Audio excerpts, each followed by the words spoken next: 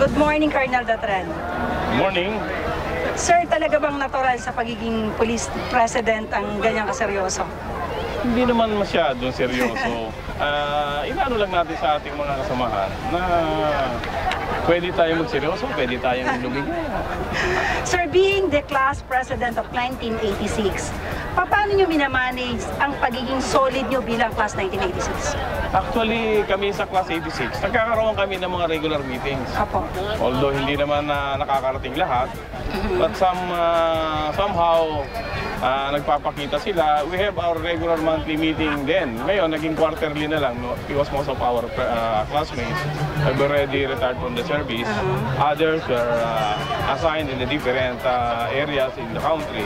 Yung karamihan ng usually nagkakaroon ng meeting is yung mga class officers na naka-assign dito sa Metro Manila.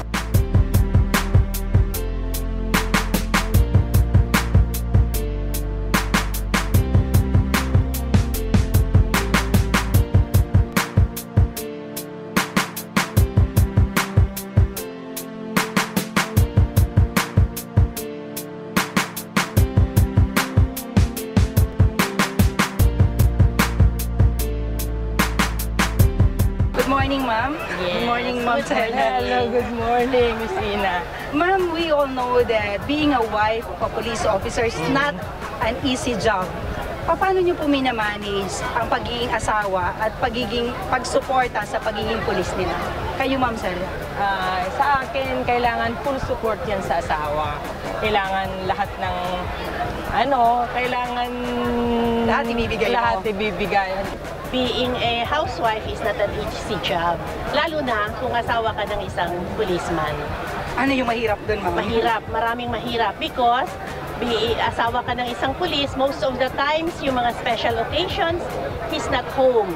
New Year, the birthdays, he comes late. New Year, sometimes he does not come, or Christmases. Basta lahat ng mga special occasions, it's the time na busy sila. So being a wife, you have to be super understanding.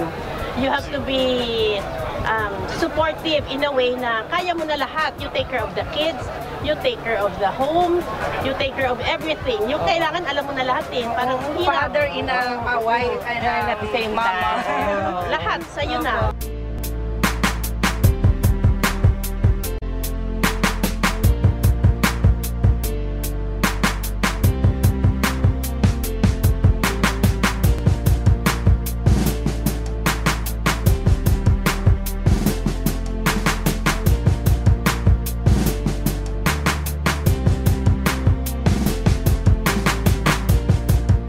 Ano po yung pwede natin may payo sa mga kabataan na gustong maging pulis din?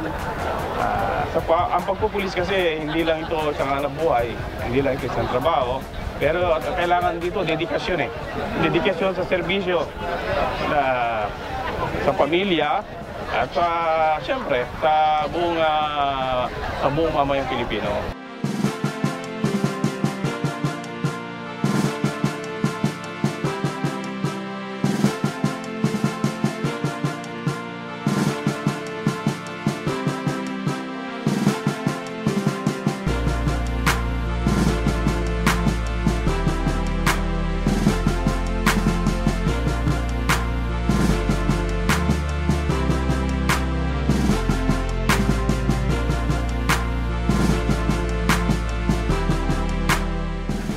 PNP Class 1986, we give thumbs up! Viva! 86!